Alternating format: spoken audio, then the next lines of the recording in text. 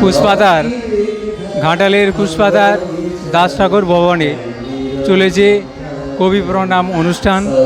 আমরা পেয়েছি এই অনুষ্ঠানের অন্যতম উদ্যোক্তাদের একজনকে, কবি, বিশিষ্ট গল্পকার, সঞ্চালক প্রবীর চক্রবর্তীকে। সেই প্রবীরবাবুর কাছেই আজকের এই কবি প্রণাম অনুষ্ঠান সম্পর্কে আমরা জেনে নেব। স্যার, আপনার নাম? প্রবীর চক্রবর্তী। আপনারা এই অনুষ্ঠানে কবি প্রণাম অনুষ্ঠান করতে গেলেন কেন? না, বর্তমান সময়ে রবীন্দ্রনাথকে ছাড়া আমাদের সমগ্র বাঙালি জাতির আর কোনো উপায় নেই।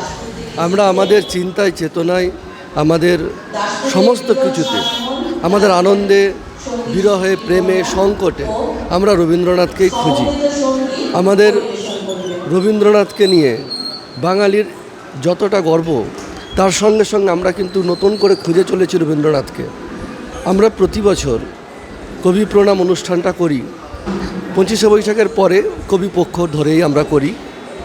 আজকের এই অনুষ্ঠানে আমরা দুটি পত্রিকা এখানে প্রকাশিত হয়েছে, একটি গান্ডীব পত্রিকা আর একটি সম্পূর্ণ একটা পুস্তক সমালোচনামূলক পত্রিকা পাঠক মন প্রকাশিত হয়েছে। আমরা একজন রবীন্দ্রসঙ্গীত শিল্পী মোহনা বেরাকে এখানে সম্বর্ধনা প্রদান করেছি।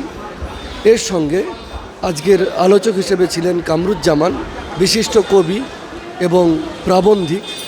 তিনি জীবনানন্দ গবেষক। তিনি তার বক্তব্য রেখেছেন। এবং রবীন্দ্রনাথকে নিয়ে কিছু করতে গেলে তো গঙ্গা জলে গঙ্গা পুজোই করতে হয়।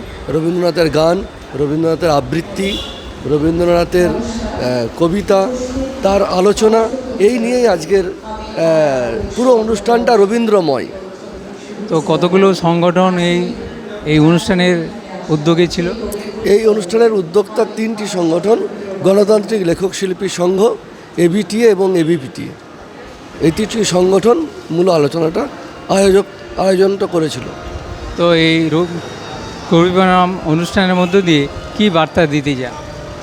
না, বার্তা একটাই, যে রবীন্দ্রনাথের যে জীবন দর্শন, সেই জীবন দর্শনটা সাধারণ মানুষের কাছে আরও বেশি বেশি করে ছড়িয়ে যাক।